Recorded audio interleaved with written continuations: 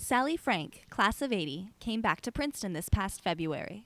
When Princeton went co-ed then in 1969, all but 3 of the eating clubs went co-ed.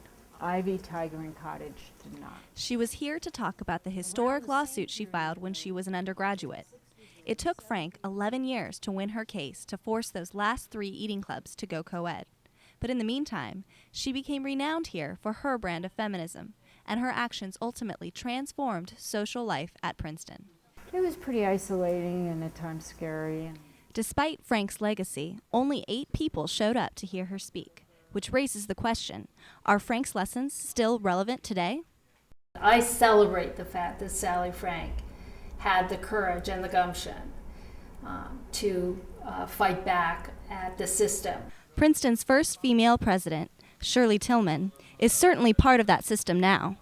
But she knows she's there in part because of the women who fought alongside Sally Frank for women's rights. I definitely consider myself a feminist. For me, that means that I believe that women deserve all of the rights and privileges that society brings to bear on men historically. Good afternoon. It's a pleasure to march with you today.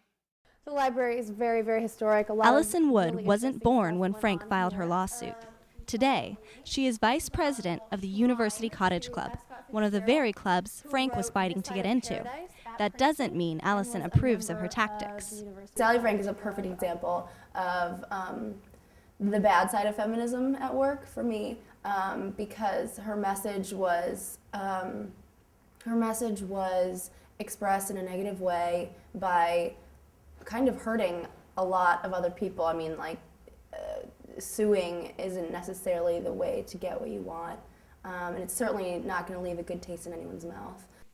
Allison Wood is only a member of Cottage because of Sally Frank's aggressive work. We have these composite pictures of all of the membership going back so long. If you look around the room Allison here, says women can be just as effective working within the system. It's a classic choice many female leaders today face. I tend to be someone who believes in carrots and not sticks. And if the carrots don't work, then eventually you may have to get around to the sticks. The world absolutely needs both types. Emily Yasmin Norris, another female leader on campus, is president of the International Relations Council.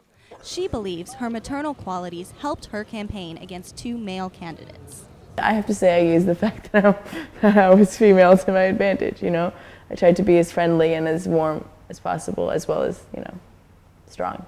So I showed I can run this organization as good as any of these guys, but I can take care of it too. Yet Emily's quick to point out that gender is not the root of leadership ability. It's the merits that you bring to the job. It's your qualifications that actually matter, and not whether you're wearing pants or a skirt.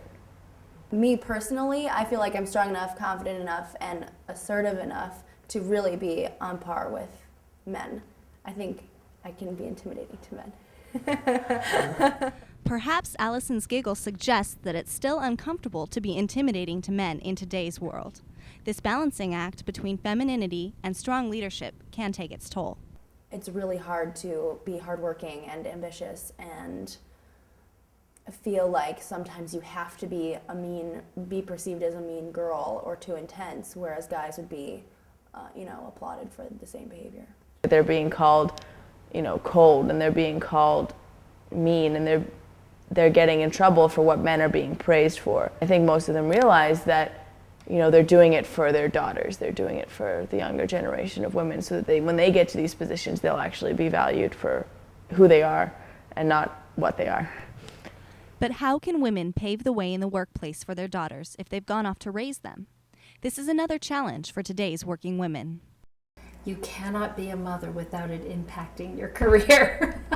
So there's no question that being a mother is a very important part of who I am. Tillman says that when her children were younger, she couldn't go out with her colleagues and she had to drop all her outside activities because she was not willing to give up time with her 2 children. It was just extraordinarily lucky that the chance to be the president happened to coincide with a time when they were both leaving home. Otherwise, this would not have been possible. I couldn't have taken the position. It was that simple.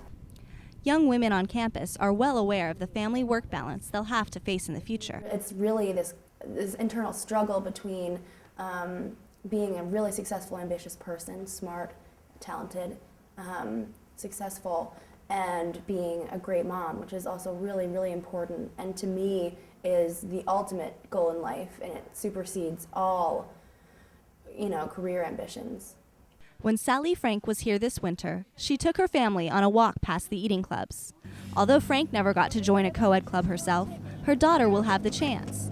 Frank paved the way for Allison Wood, Emily Yasmin Norris, and future female Princeton students to continue her fight. It's not my Princeton anymore, it's your Princeton. And these are the questions you have to answer, but the important thing to realize is that you can have an impact on it. Change only happens when people demand it.